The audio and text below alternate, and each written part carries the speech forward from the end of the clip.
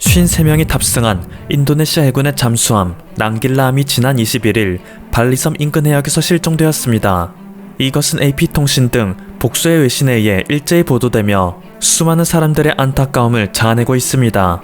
인도네시아 해군은 20일 오전 3시경 어뢰 훈련을 위해 해당 잠수함을 진수시켰으나 이 잠수함은 돌연 연락이 끊겼고 현재까지 위치 파악조차 되지 않고 있는 상황이라 밝혔습니다. 급박한 상황에 말레이시아와 싱가포르 등 인근 국가들도 구조선을 긴급 파견하여 수색을 돕고 있습니다. 하지만 최대 잠수 가능 깊이가 200m인 이 잠수함은 현재 600에서 700m 정도까지 가라앉은 것으로 추정되는데요.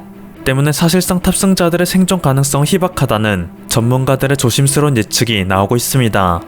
이 소식이 전해지자 한때 일본에서는 한국의 잘못으로 애꿎은 인도네시아가 피해를 입었다 라는 여론이 들끓기도 했습니다. 해당 잠수함은 2009년부터 2012년까지 대우조선해양으로부터 현대화 개량 및 정비를 진행했기 때문인데요. 실력이 없는 한국에게 잠수함을 맡겼다가 그것이 결국 인명피해를 낳고 말았다는 것이죠. 그런데 합리적인 판단을 할 수 있는 사람이라면 누구든지 이러한 일본의 주장이 억지라는 것을 알 수 있습니다. 이 잠수함은 2012년 한국의 손을 떠난 후 무려 10년의 세월이 지났습니다. 수리한 지 1년이 지나도 그것이 한국의 책임이라 하기 어려운데 10년이나 멀쩡히 타고 다녔던 선체를 이제 와서 한국 때문에 고장났다고 주장하는 것은 어불성설이죠.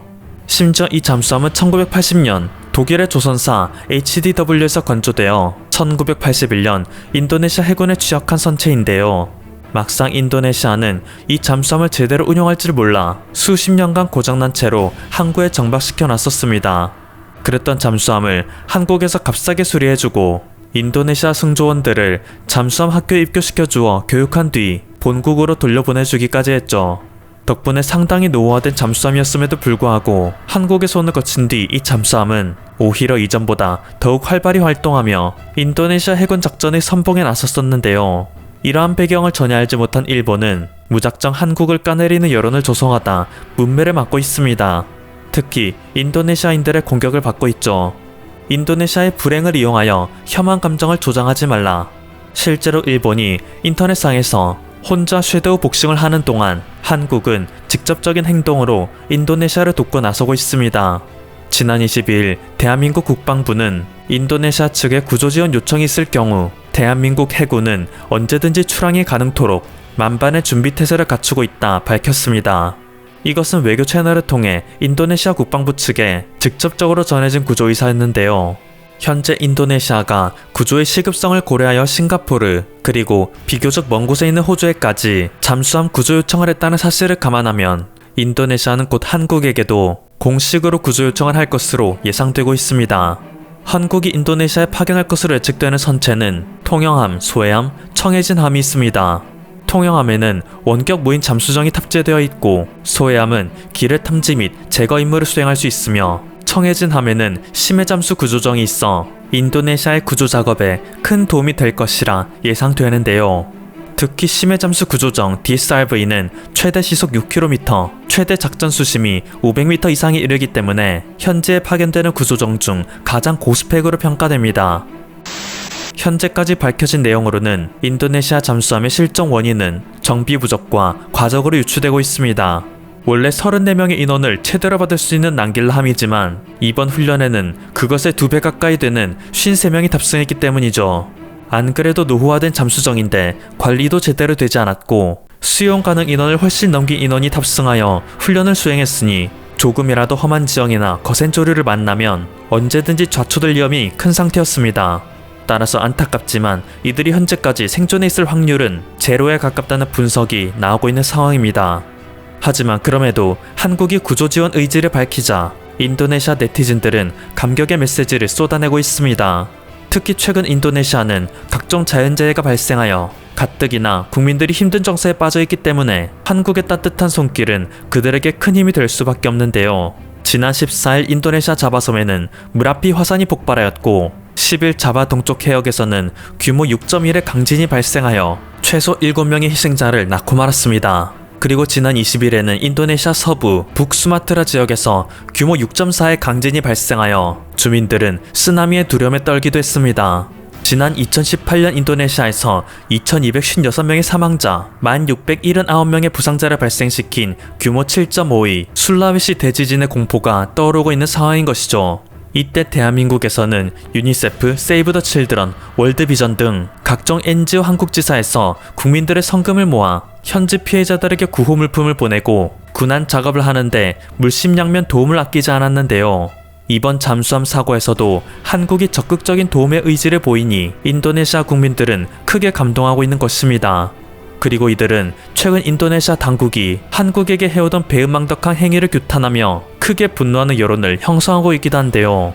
특히 현재 인도네시아가 중국에 대항하여 남중 국해에 배치한 알루고르함이 논란의 중심에 서고 있습니다. 길이 61m, 배수량 1400톤급 소형 잠수함인 알루고르는 항속거리가 18,000km에 달해 장거리 원근의 임무 수행에서 맞는 키라 불립니다. 또한 533mm 어뢰 발사관 8개와 어뢰 14개가 탑재되어 있어 언제 발생할지 모르는 위협에 즉각적인 대응이 가능하며 250m 깊이까지 내려가 1시간 30분간 자망하는 최대 작전 심도 시험에도 성공하여 인도네시아 해군 역사상 최초 기록을 수차례 남겼는데요. 이 모든 것이 지난 3월 17일 한국의 대우조선해양이 인도네시아에 함정을 인도한 이후 불과 한 달 만에 세워진 기록들입니다.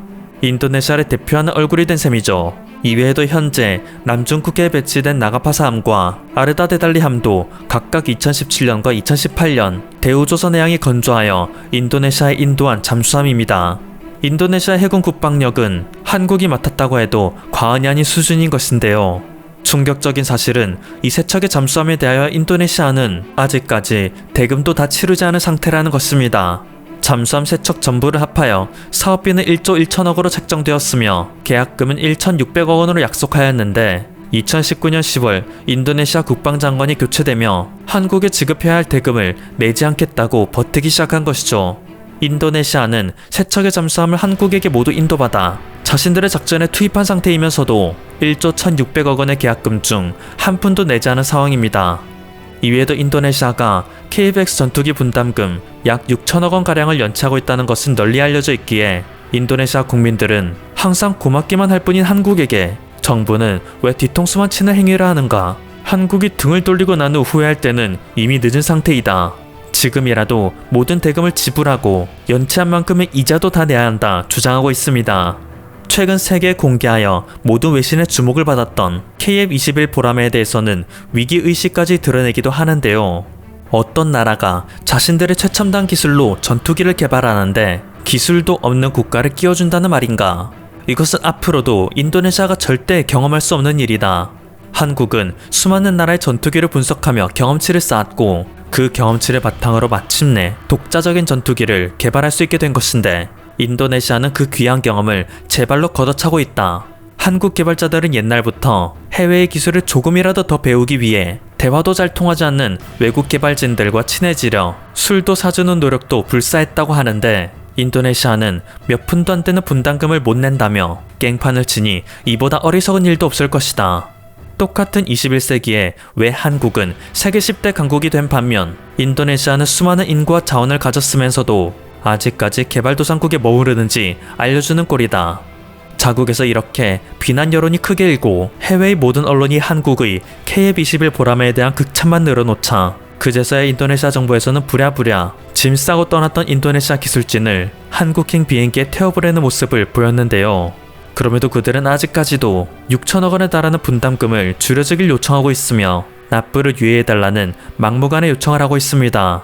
물론 이런 상황과 관계없이 한국은 인도네시아 잠수함 구조작전에 최선을 다할 예정이긴 하지만 상황이 지속될수록 부끄러움에 고개를 못 드는 쪽은 인도네시아 국민들이 되고 있다는 자성의 목소리가 커지고 있습니다. 지금까지 퍼플튜브였습니다. 여러분의 구독과 좋아요 그리고 알림 설정은 콘텐츠 제작에 큰 힘이 됩니다. 감사합니다.